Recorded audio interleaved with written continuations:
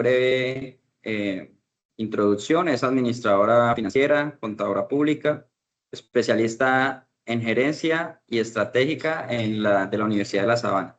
Adicional a eso, se desempeña como oficial de cumplimiento y cuenta con más de 15 años de experiencia en el direccionamiento estratégico de empresas en el sector transporte. Durante esta sesión estaremos abordando temas claves como un repaso práctico de la normatividad emitida en el 2025, incluyendo las novedades recientes de la resolución 4607. También vamos a dar a conocer la hoja de ruta necesaria para implementar correctamente el SARLAP y el PTE dentro de las organizaciones.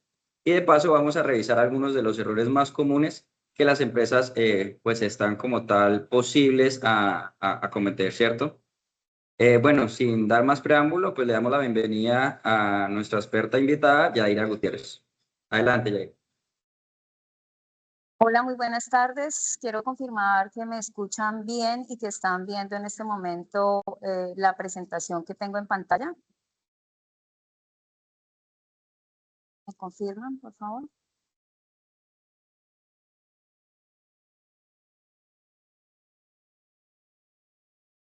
Perfecto. Gracias, Duván, por la presentación. Bienvenidos a todos. Es un agrado tenerlos a ustedes aquí presentes, interesados en estos temas que son de relevante importancia para sus empresas. De parte nuestra mayor intención es brindarles información de valor y ya sin más preámbulo, pues vamos a dar inicio al tratamiento del tema del día de hoy. Entonces, SARLAP y PTE para el sector transporte.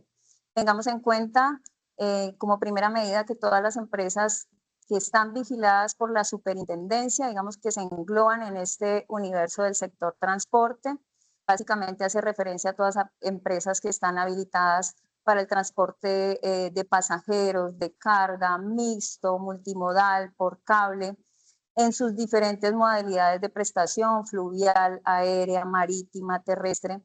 Y adicional a esto, las empresas que vigila la superintendencia y que tienen servicios conexos con este sector transporte, como los centros de reconocimiento, los operadores portuarios, los servicios de puertos, las empresas de certificación de conductores, entre otras.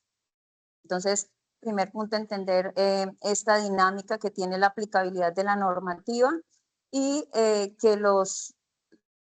digamos que la obligación de cumplir con esta normatividad tiene un plazo límite de vencimiento al mes de mayo, quiere decir que para esta fecha, que ya está muy próxima, las empresas ya deben tener implementados unos sistemas de los que vamos a hablar en adelante. Vamos a arrancar por hacer, digamos que una reflexión para entender un poco el contexto del por qué en este momento la superintendencia está actuando con este nivel de obligatoriedad para las empresas.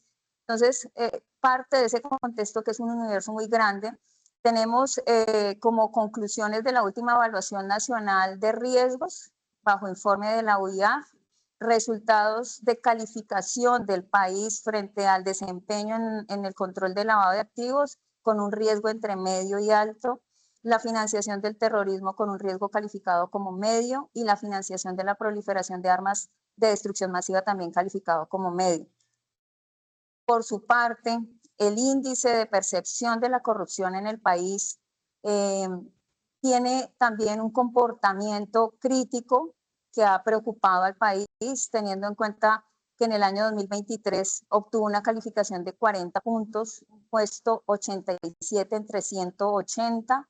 Digamos que el puesto número 1 corresponde al menor nivel de riesgo y pues entre más baja ese posicionamiento, pues más alto es el riesgo de los países. En el año 2024 obtuvo 39 puntos, descendiendo un punto de calificación, y en el año 2025, con una tendencia sostenida a la baja esa calificación de Colombia en 37 puntos en esos índices de percepción de la corrupción.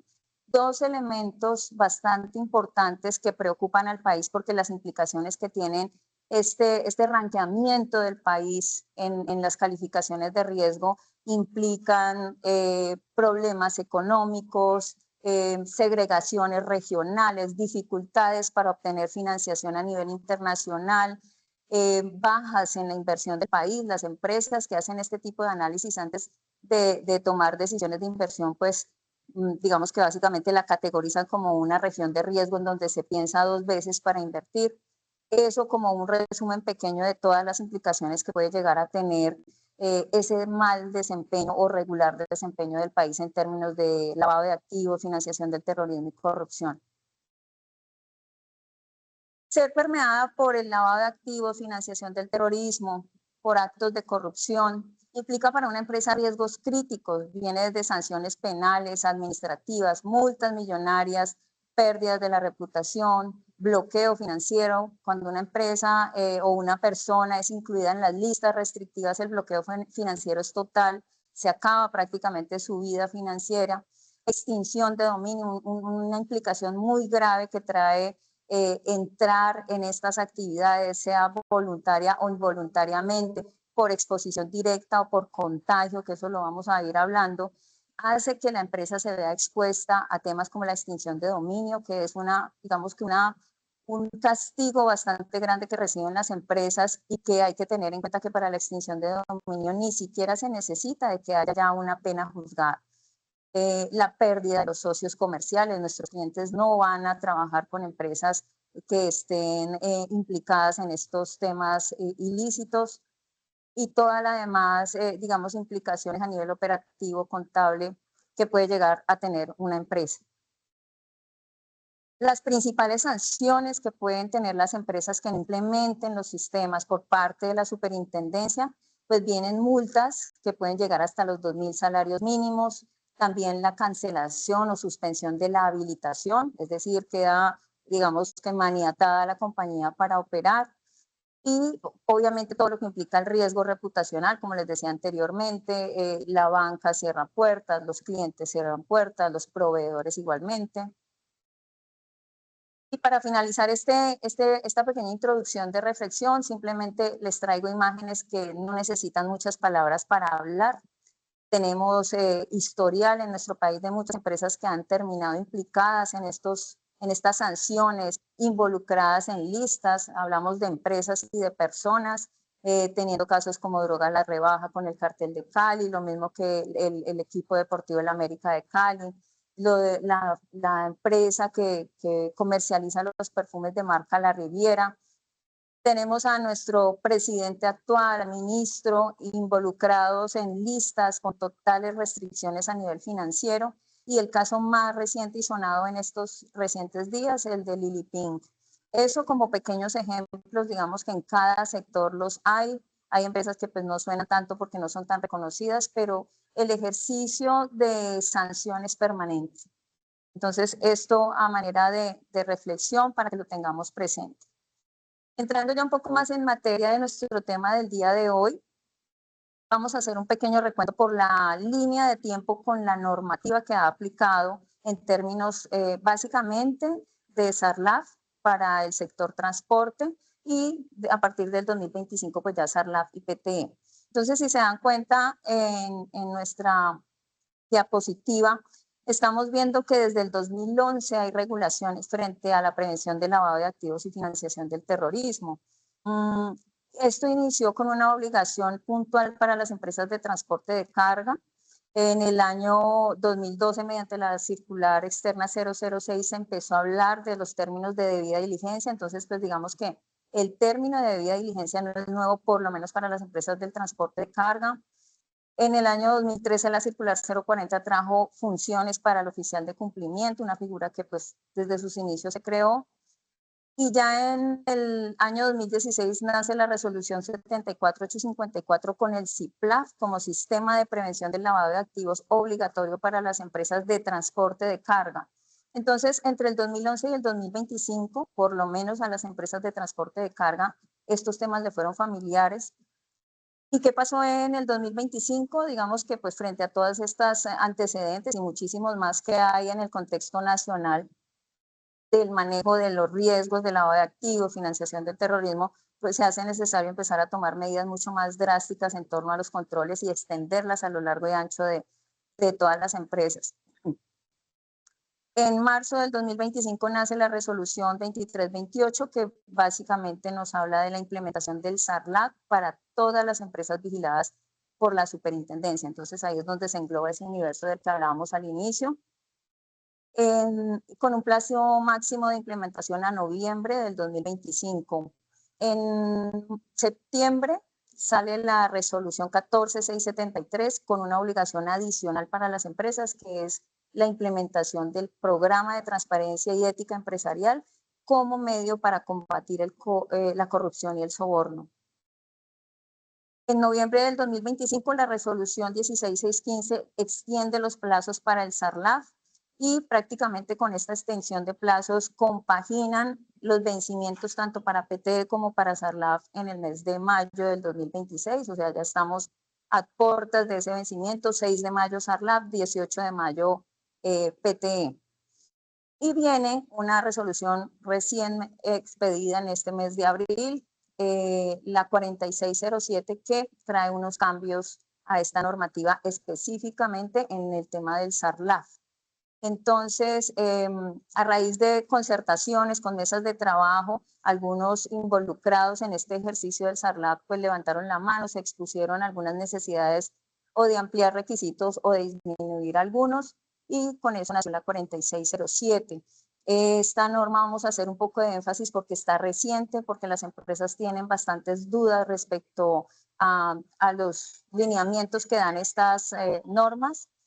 Entonces, vamos a entrar en materia ampliando un poco el contexto de la resolución 4607.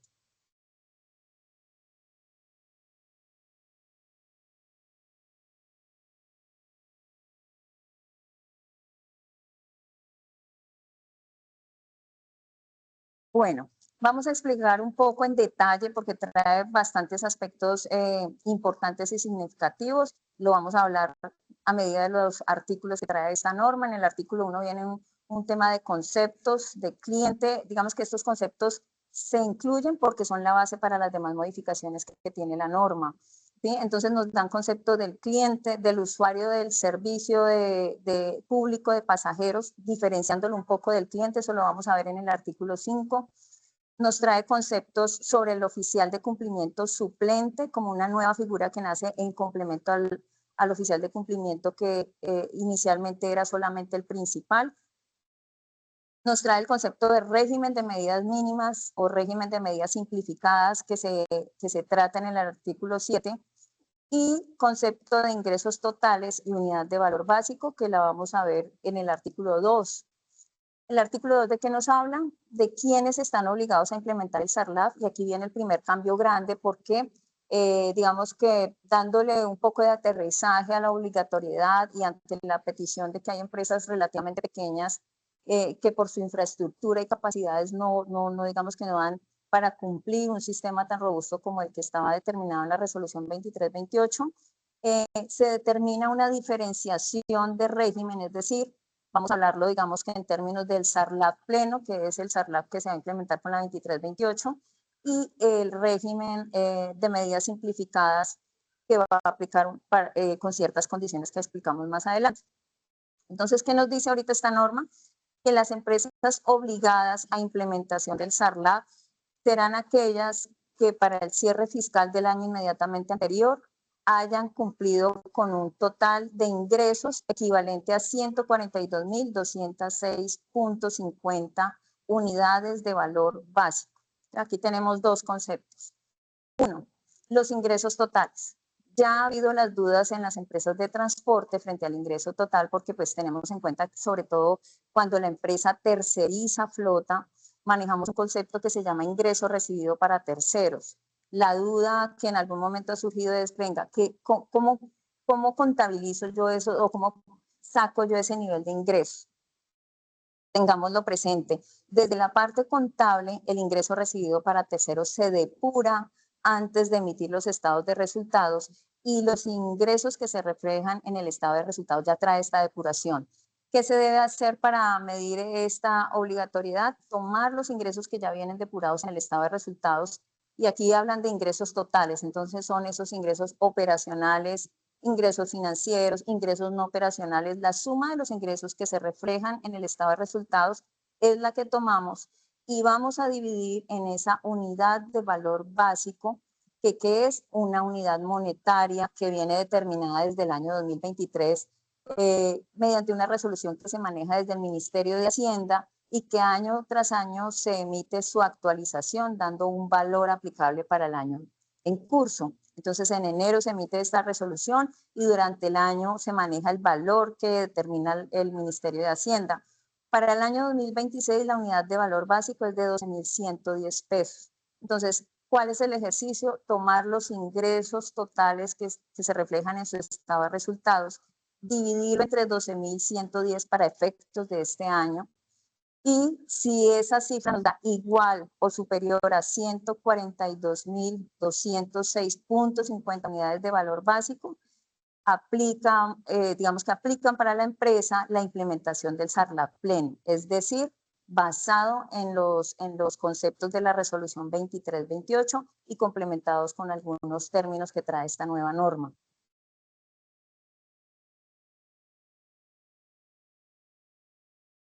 No, iniciando pues aquí para todos, la intención de estos espacios es que en caso tal de que ustedes tengan alguna duda, por favor las vayan compartiendo aquí por medio del chat. Nosotros pues vamos a estar abriendo unos espacios, sobre todo al finalizar, para que pues podamos aclararlas, ¿vale? Entonces me las van escribiendo y yo las voy anotando, al final pues las aclaramos. Muchas gracias.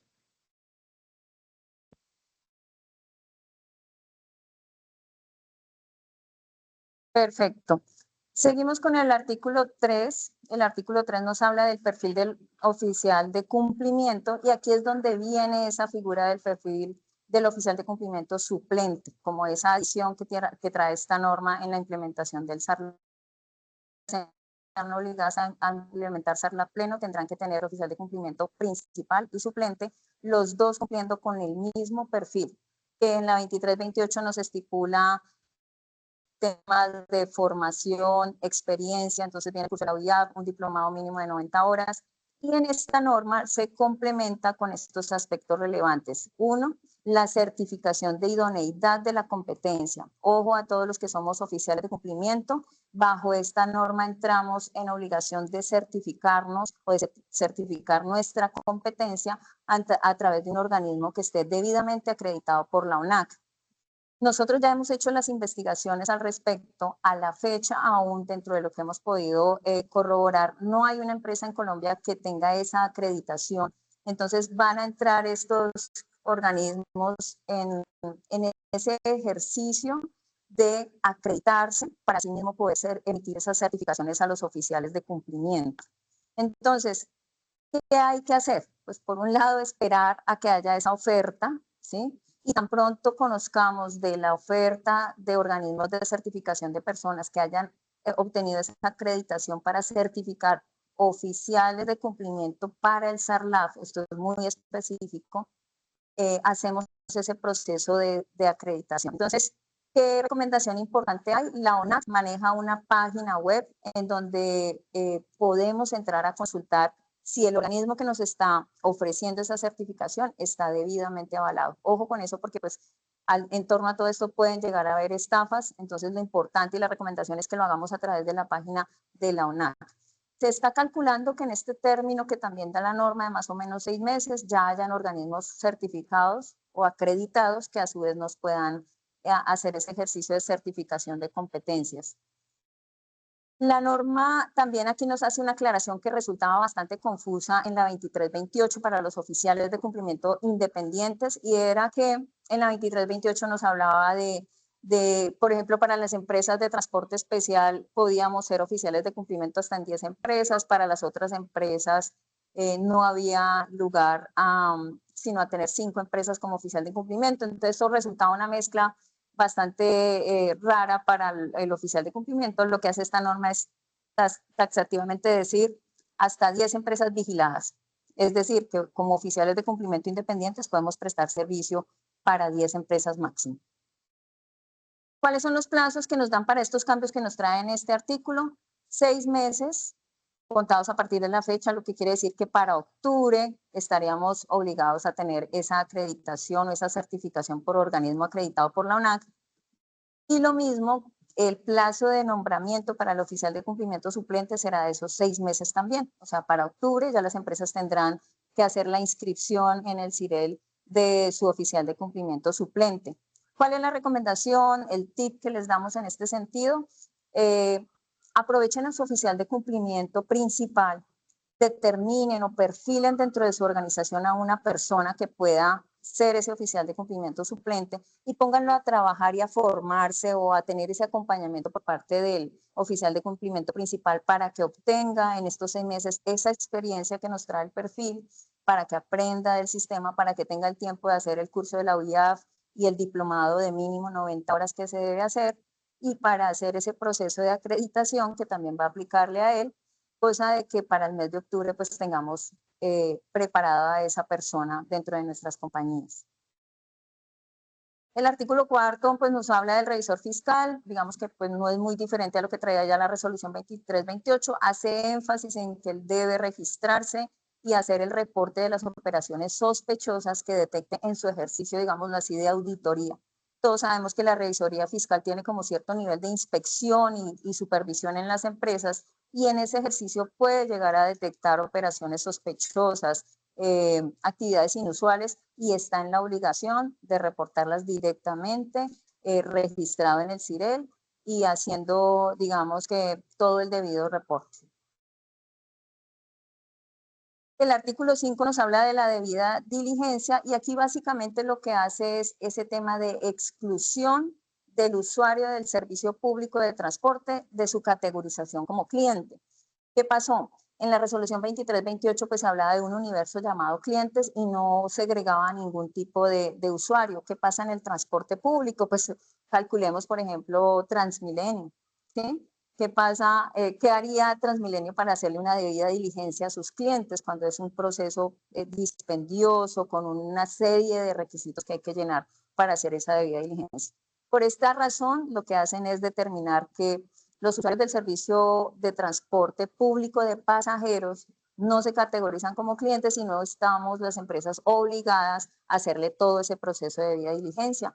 Ya lo que cada empresa hará es, en su determinación del nivel de riesgos y de probabilidades de aplicación, pues decidir si hace algún tipo de aseguramiento en este tipo de usuarios, pero es optativo. Esa es la diferenciación que se hace. En el artículo 6 nos habla de los plazos de implementación del SARLAF. Digamos que en este artículo se trae lo contemplado en la resolución 2328, donde dice que las empresas en las que nace esta obligatoriedad, digamos como ejemplo, porque se crean, se habilitan para el año en curso. En la resolución 2328 traía un plazo de 8 meses a partir de obtenida esa habilitación o a partir de que entra a ser vigilado por la Superintendencia de Transporte. Entonces lo que nos dice es que ya ese plazo no es de 8 meses, sino de 6 meses.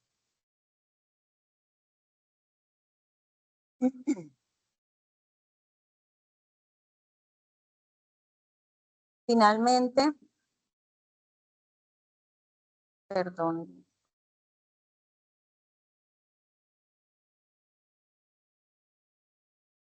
un momento, se nos fue un poquito la presentación. Listo. Entonces, estábamos en el artículo 6 de los plazos. El artículo 7 nos habla del régimen de medidas simplificadas. Entonces, aquí es donde viene la explicación de qué es ese régimen. Ya determinamos cómo sabemos si por los ingresos las empresas aplican para el SARLAF pleno.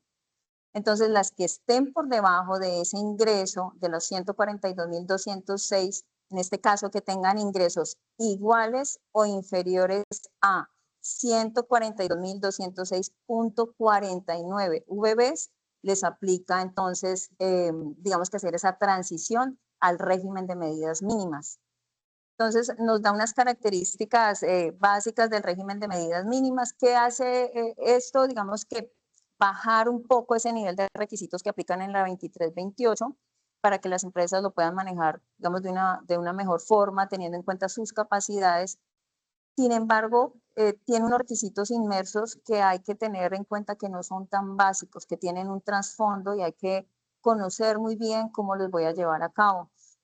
Nos habla de tener un enfoque basado en riesgos, entonces igual que en la 23-28 vamos a tener que hacer todo ese ejercicio, que ahora más adelante lo vamos a comentar.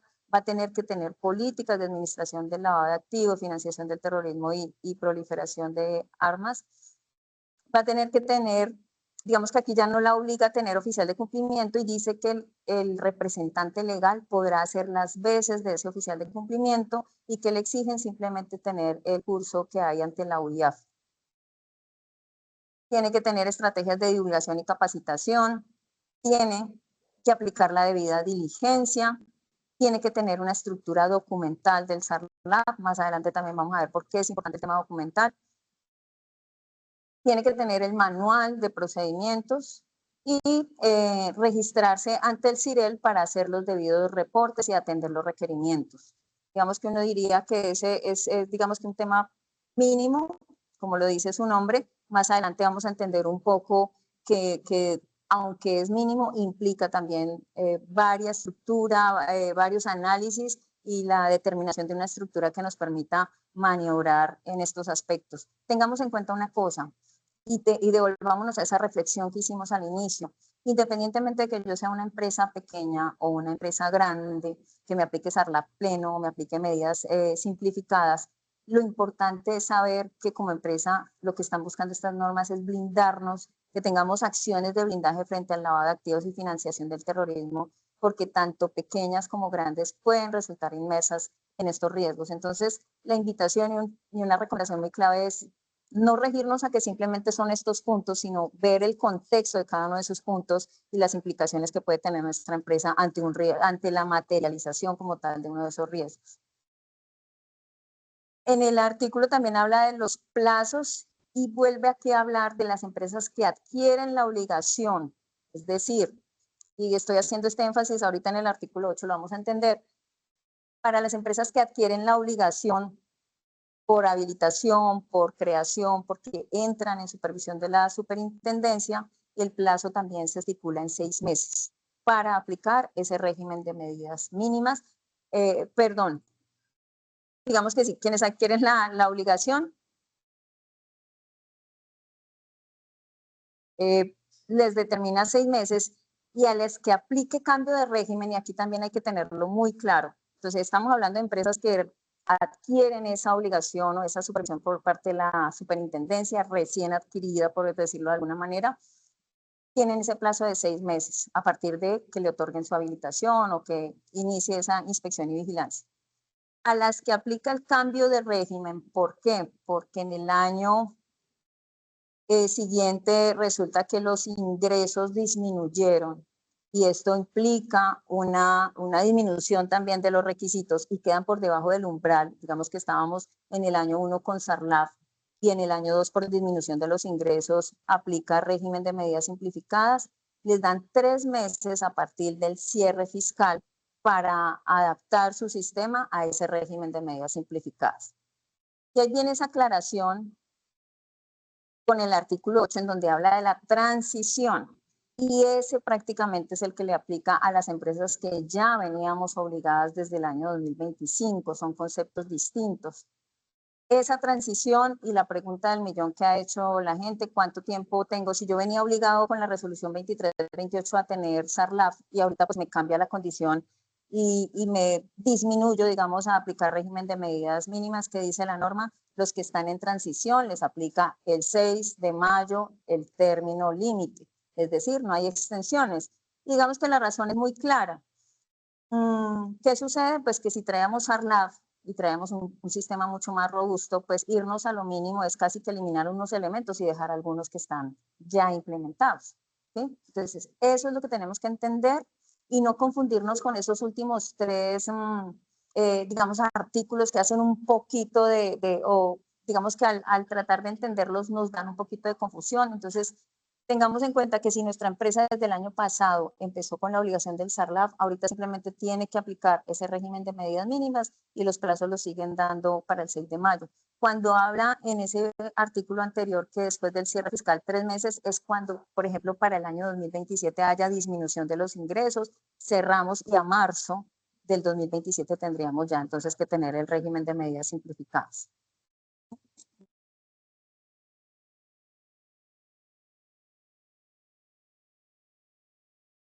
Les recordamos que si hay preguntas nos las pueden ir escribiendo a nuestro chat y al final del ejercicio las estaremos resolviendo.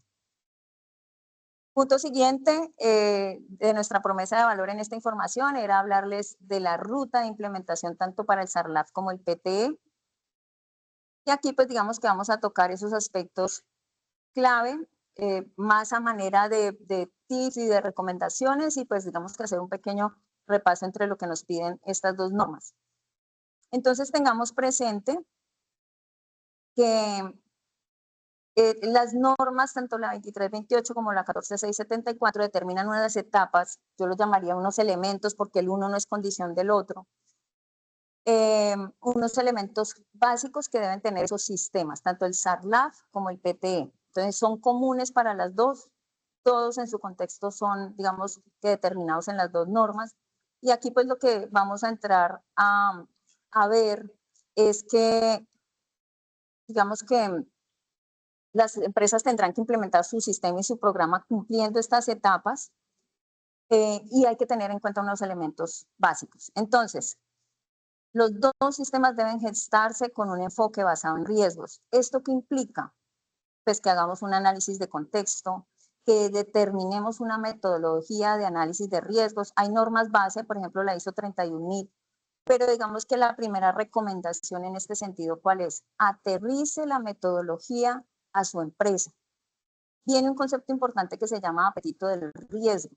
Entonces, de una empresa a otra, el apetito de riesgo cambia por su contexto, por su nicho de mercado, por sus características societarias. Entonces, les pongo un ejemplo.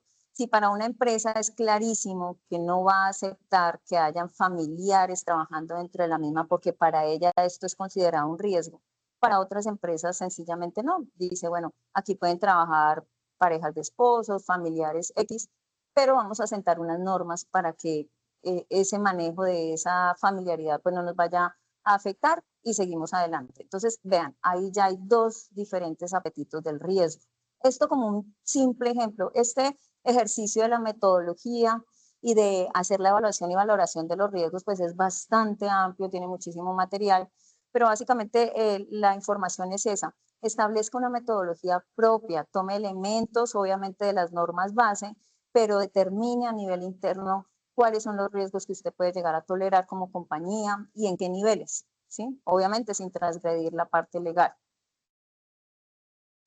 Tenga un procedimiento claro. Esta metodología refléjela en un procedimiento en donde usted describe cómo su empresa califica los riesgos. Aquí esta metodología también es muy diversa entre las empresas. Les pongo un ejemplo. Hay unos mapas de calor en las matrices de calificación de riesgos y estos mapas de calor tienen unos niveles de probabilidad e impacto. Empresas pequeñas con una categorización pequeña pueden llegar a tener unos niveles de alto, medio o bajo para calificar sus riesgos. Empresas mucho más grandes tienen bajo, medio bajo, medio alto, alto, extremo. Todo esto tiene que ver con el contexto. Entonces, en ese procedimiento lo que se hace es como categorizar claramente esas medidas que va a tomar la empresa para evaluar sus riesgos y lo que hace es aterrizarlo muchísimo a su contexto. Haga análisis de contexto interno y externo de su organización, determine sus debilidades, sus oportunidades, sus amenazas, sus fortalezas. Y esto nos va a dar una cantidad de criterios para determinar estrategias bajo las cuales vamos a controlar esos riesgos. Finalmente, elabore una matriz de riesgos con esa metodología que dejó determinada en su procedimiento, caracterice los riesgos, evalúelos, califíquelos, clasifíquelos entre alto, medio, bajo, de acuerdo a su metodología, determine unos controles para que la calificación inicial del riesgo, que se llama riesgo inherente, es el que tengo a hoy cuando estoy calificando, yo imprima unos controles y esos controles me lleven a un riesgo residual. El segundo punto común entre estas normas es definir políticas, que básicamente son esos compromisos y disposiciones que nuestra recomendación es que sean reales, ¿sí? No podemos hablar en nuestra política, trayendo el ejemplo que les comentaba anteriormente del apetito del riesgo, no podemos traer en una política que no vamos a permitir trabajo de familiares en la empresa cuando los socios tienen a toda su familia trabajando en la compañía. Entonces, las políticas se vuelven criterios de manejo y normas de obligatorio cumplimiento que se imparten casi que a partir del compromiso real y fidedigno de la alta dirección. Las políticas no las define solito el oficial de cumplimiento, tiene que concertarlas con la alta dirección, esto hace parte de sus funciones y es de ahí de donde nacen esos compromisos reales que va a tener desde la alta dirección a lo largo y ancho de toda la organización. Deben estar compaginados con los valores de la compañía, deben ser digeribles las políticas. Resulta que la resolución 2328 nos habla de una política de prevención del lavado de activos y la resolución 14674 en el PT nos habla prácticamente de 8 políticas, incluyendo esa del SARLAF.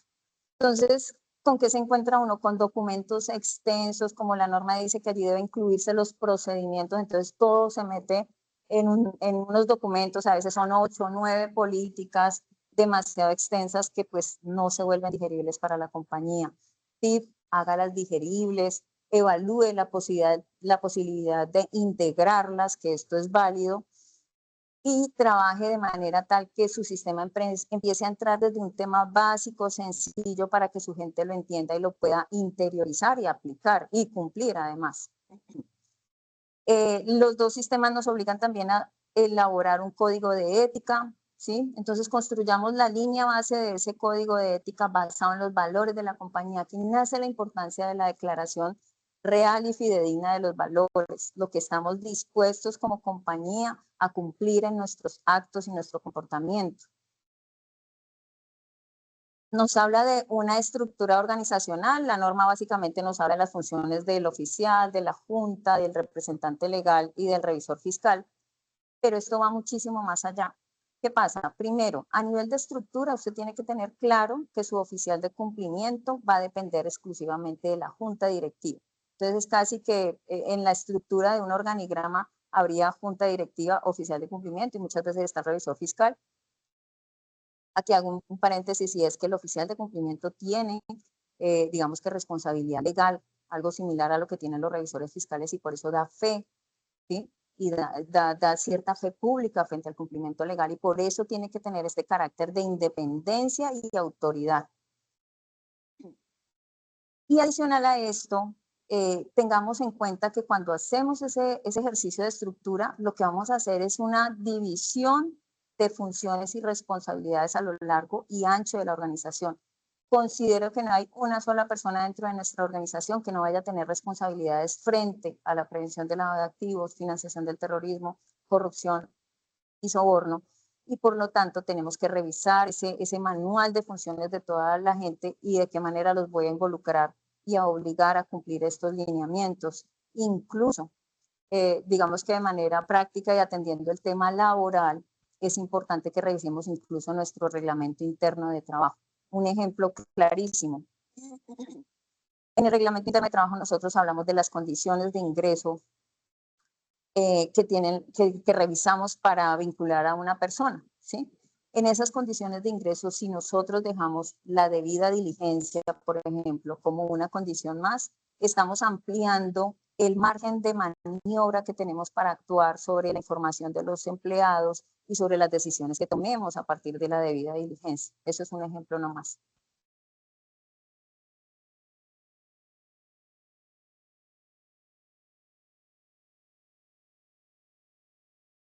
Tenemos toda la parte de control de riesgos que básicamente pues nos habla de tener unas metodologías que nos permitan aplicar todos los controles que determinan las normas. Entonces, pues, cuando la norma habla del control, habla básicamente como de las actividades de debida diligencia.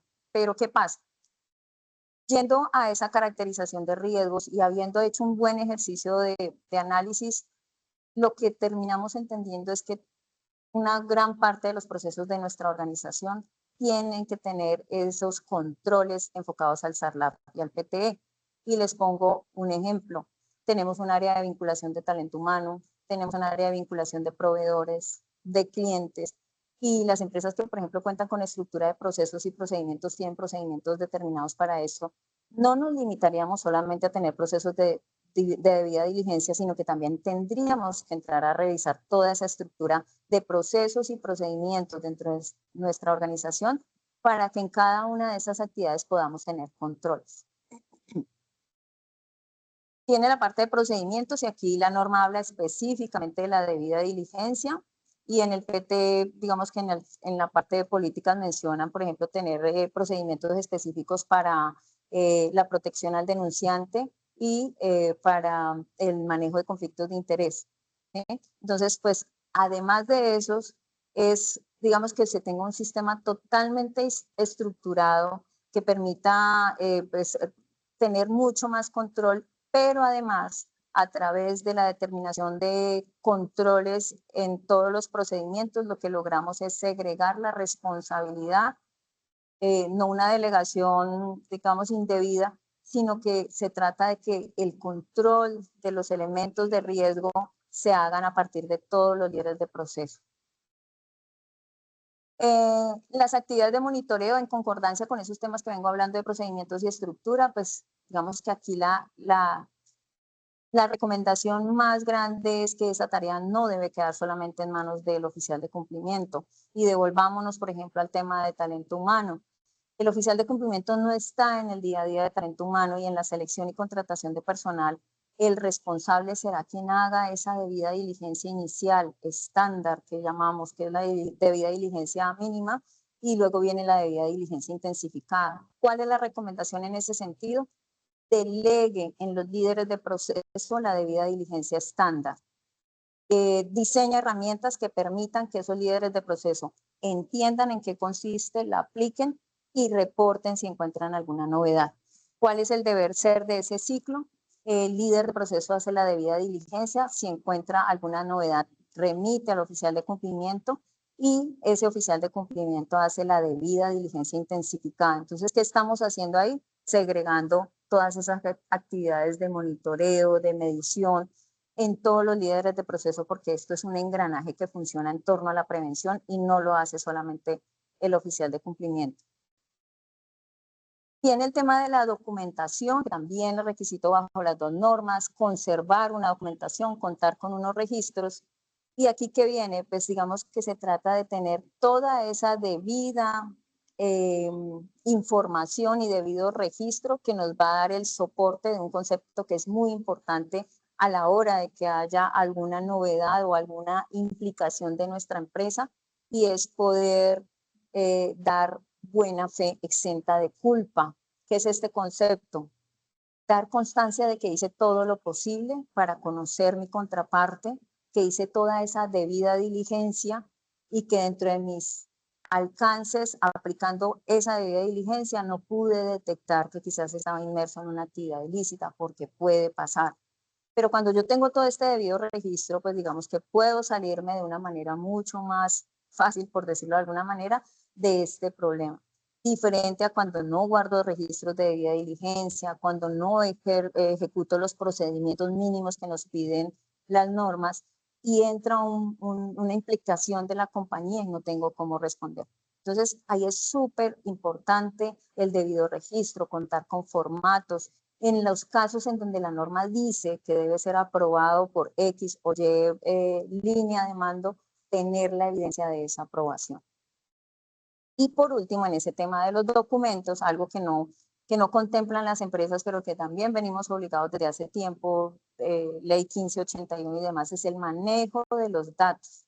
Ojo que en toda la implementación del SARLAF y del PT hay un elemento importante de manejo de datos que tenemos que cuidar para no vernos, digamos que inmersos en denuncias por parte de los dueños de los datos. Ojo con las bases de datos que se deben reportar periódicamente, porque vamos a tener nuevas bases de datos enfocadas al control del SARLAF y del PT, y tenemos que tener, digamos que ese es un sistema en paralelo al funcionamiento no solamente de SARLAF y PT, porque sabemos que esta es una obligación en el manejo de datos que en general hace la compañía en su día a día.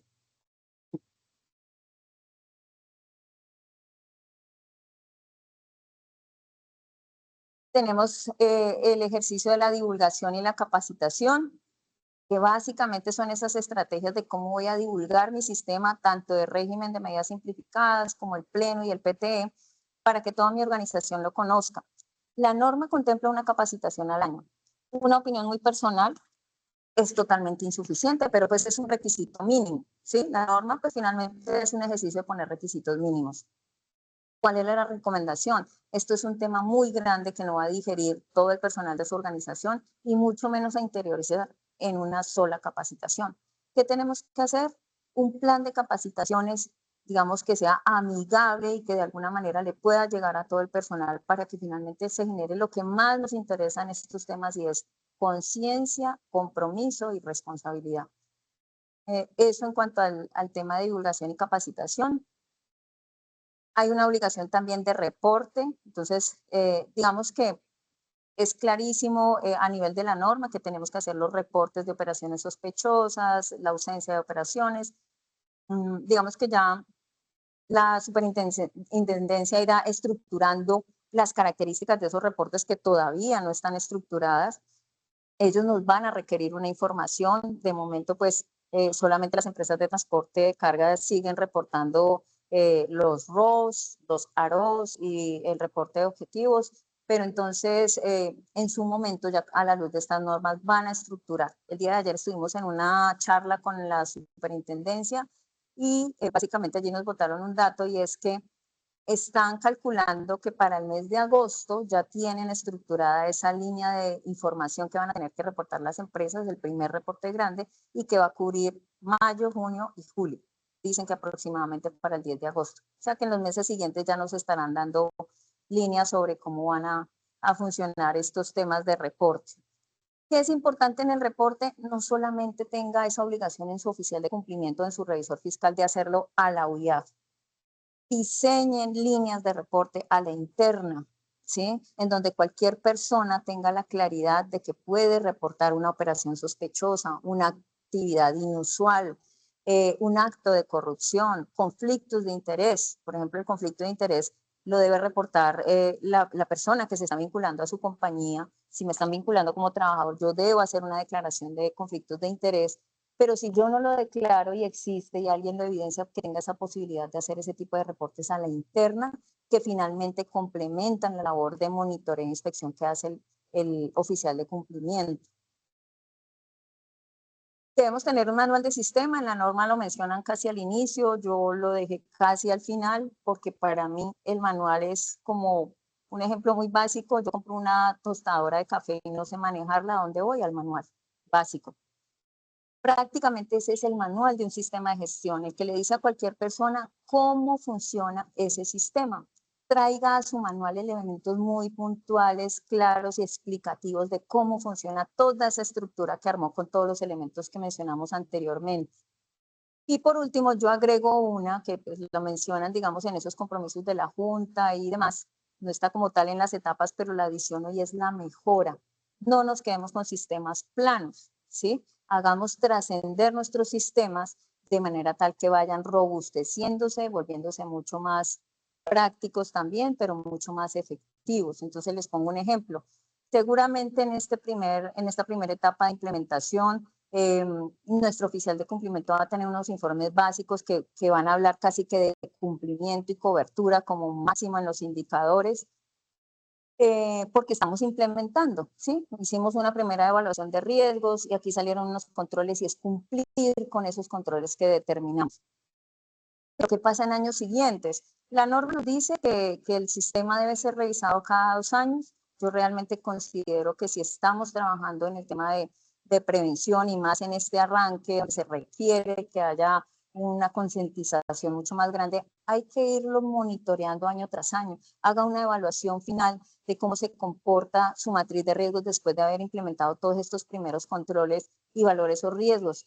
Todo eso nos va a llevar a irlo fortaleciendo. ¿En qué medida? Pues ya los informes del oficial de cumplimiento quizás sean más avanzados, podemos implementar otros KPIs que nos van a hablar mucho más del desempeño del sistema, como por ejemplo tasas de atención a las denuncias, tasas de operaciones sospechosas versus el número de operaciones que realizamos, clasificación de los riesgos y cambios a través del tiempo, ¿sí? Entonces aquí viene un tema robusto que además, vuelvo y lo digo, a la hora de presentarse en inconvenientes, su empresa va a tener una estructura muy sólida para mostrar que ha hecho un debido control de los riesgos. Por último, entonces, mencionamos esos errores más comunes. Entonces, no cometan estos errores, además de muchos que podremos llegar a encontrar a lo largo y ancho de este ejercicio. Uno, ver el tema como una obligación más. Tenga presente todo lo que implica el lavado de activos, la corrupción, la financiación del terrorismo para su empresa en la eventualidad en que termine involucrada en cualquiera de estas actividades. Véalo más como ese ejercicio de blindaje frente a este flagelo, que además estamos inmersos en un espacio geográfico y de funcionamiento donde estos elementos abundan y están permanentemente con los ojos abiertos para ver cómo pueden permear a las empresas. Entonces tengámoslo presente que no es una obligación más y no lo manejemos por ende como una documentación para salir del paso. Nombrar a un oficial de cumplimiento por descarte. ¿Sí? Ah, no, me toca tener oficial, venga, usted que está ahí desocupado. No hagamos eso. ¿Sí? Tengamos presente que ese oficial de cumplimiento tiene que tener unas características de autoridad, criterio, conocimiento e independencia. Recuerden que les decía, en el organigrama el oficial de cumplimiento queda bajo la dirección de la Junta y prácticamente supervisa de ahí para abajo a todos los miembros de la organización, incluyendo el gerente general y de ahí para abajo. Entonces, ese oficial de cumplimiento tiene que tener un perfil de autoridad, una capacidad de decir que no, una capacidad de determinar un riesgo, de tomar decisiones. No las toma solo, obviamente las va a tomar con la Junta, pero ¿quién va a ser el asesor de esa Junta? Pues él. Entonces, tiene que tener un buen soporte de conocimiento y preparación y experiencia. No aterrizar el análisis de riesgo, ya les contaba por qué, porque cada empresa tiene un contexto individual en donde debe ir determinando y perfilando. Entendemos que ahorita estamos haciendo un arranque de implementación, arrancamos con temas quizás más básicos, pero en la medida que vamos aplicando el sistema podemos ir aterrizando esa metodología y ese enfoque basado en riesgos y haciéndolo mucho más aterrizado para la organización. Dejarle la tarea solo al oficial de cumplimiento, ya se los dije, hay que determinar roles y responsabilidades en toda la organización, anteponer los intereses económicos a los riesgos LAF, y aquí viene todo el tema comercial, nuestras metas comerciales, nuestro apetito de incrementar nuestras ventas, que pues es totalmente razonable en todas las organizaciones, pero hasta dónde el límite de eso raya con el límite de entrar en actividades ilícitas, en caer en actividades de soborno, en permitir que entren socios sin una claridad de dónde provienen sus bienes y los recursos que van a invertir en mi compañía. Entonces, todo eso, digamos que tiene que mesurarse. No se trata de entrar en pánico tampoco, pero hay que ser razonables y tener una buena estructura para medir esos riesgos. Lo que les decía anteriormente, para una empresa en este momento sería un error acogerse solamente a que la norma me dice una capacitación al año con tanto tema que hay por conocer y con todas estas implicaciones de generar cultura. Ver la debida diligencia como algo excesivo, digamos que las empresas que están entrando en esto también van a encontrarse con digamos que excusas de parte de sus proveedores diciendo, venga, pero ¿por qué me está pidiendo tanto? Este ejercicio no va a ser fácil, pero realmente hay unos elementos mínimos que hay que aplicar. Ya no pasa, por ejemplo, en el sector financiero, que es el que viene regulado hace mucho más tiempo, y que te pasa a ti un formulario que lo tienes que diligenciar con toda la debida información y hace unas verificaciones. Ya se normalizó allí, aquí estamos empezando, va a ser un poco difícil, pero no es excesivo, a la luz de la norma no lo es, y es ese blindaje que obtenemos para decir, yo hice todo el debido ejercicio de verificación de este proveedor, de este cliente, y tengo aquí la constancia de que se hizo.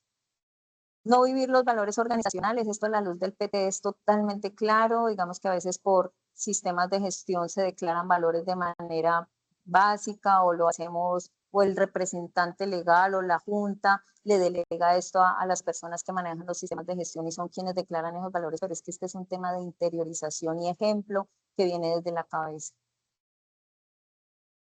Y finalmente que el compromiso no venga desde la alta dirección, tal cual como lo estaba mencionando, si esto no viene desde la mayor línea de la compañía, de quien maneja sus rumbos y sus objetivos, pues de ahí para abajo no podemos esperar nada más.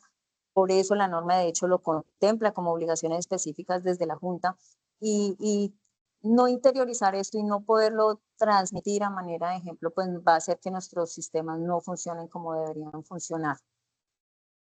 No tener toda esta estructura implementada y clara, pues también nos va a generar, aparte de esos riesgos de que seamos permeados por los temas de ilícitos, de lavado de activos y demás, también nos va a tener inmersos en sanciones de la superintendencia, también en las charlas que hemos estado hablando, de esos controles que van a ir haciendo con el paso del tiempo.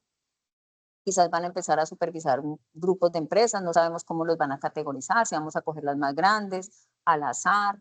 Igual, como les decía, están estructurando una medida de informes que se van a tener que presentar y es donde se empieza a verificar que las empresas sí tienen implementado y a quienes no, pues quizás van a llegarle. Tengamos en cuenta que la tecnología hoy también facilita esos ejercicios de verificación, entonces seguramente esos portales van a tener unos sistemas de verificación mucho más oportuna que permitan identificar qué empresas cumplen y qué no. Entonces, no implementar los sistemas, como lo hablábamos al comienzo, genera sanciones y pues por encima de todo el riesgo que pueden llegar a tener las empresas de caer en estos hechos que causan tanto traumatismo y pues hasta el cierre de las mismas. Básicamente, esa es, digamos, que la información que quisimos transmitirles el día de hoy. Damos las gracias por su atención. Recuerden que pues, esta es una iniciativa que se trabaja bajo la Alianza de Estratégico, una marca que estoy lanzando como consultora y que trabajamos en alianza con CERPAT, una firma de contadores que también trabaja estos temas de manera muy juiciosa y profesional. Aquí están los datos de nuestras redes para que nos sigan, para que sigan estando atentos a toda esta información de valor que estaremos publicando. Están nuestros correos, ya también tienen información de nuestros contactos. Todas esas líneas están abiertas para atender pues todas esas dudas e inquietudes. Seguramente aquí vamos a atender algunas, pero digamos que en general estaremos prestos siempre a atender las necesidades de sus empresas desde una perspectiva muy profesional y muy ética.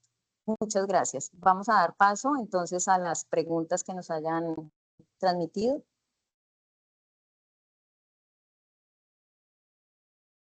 Ya, muchísimas gracias por la intervención.